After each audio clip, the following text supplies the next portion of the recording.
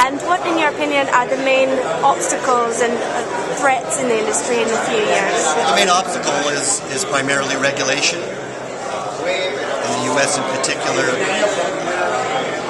the state-by-state rules versus sort of federal, and then sort of willingness for the land-based operators to embrace using the internet as a distribution channel to sell their products. The biggest one for me is what we could call social gaming, the buying coins for other than monetary value and playing this sort of game, playing roulette for supposedly fun but having a financial sacrifice, not necessarily winning money. Those are very much moving the borders of what is gaming, and they're shifting that towards what used to be licensed, regulated operators, and it's getting the borderline is getting very, very confused between the two now. So I think that's going to be a massive challenge for the industry. Well, obviously the financial situation is difficult, and that's a challenge for everybody. All across the leisure space, if you like, optional spending is under pressure. So that's a backdrop. But I think the real big challenges are two.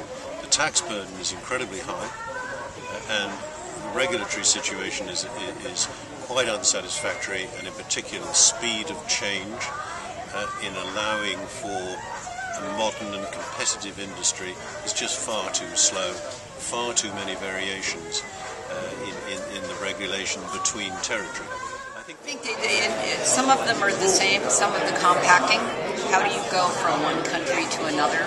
How do you standardize the rules and regulations and legislation that surrounds legal games in the U.S.?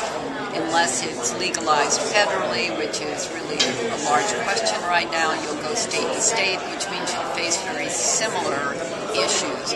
What does the legislation look like? Does it allow poker or all games? Is there consistency from state to state? Can you cross state lines by entering into compacts? What do those compacts look like? So it's going to be a process for the next few years.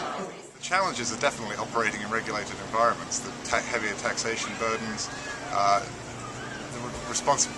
additionally regulators are putting more responsibility on the operators for responsible gambling and problem gambling protection of players, and I think you're going to see operators struggling to contain their overheads and operate against unlicensed and illegal competition.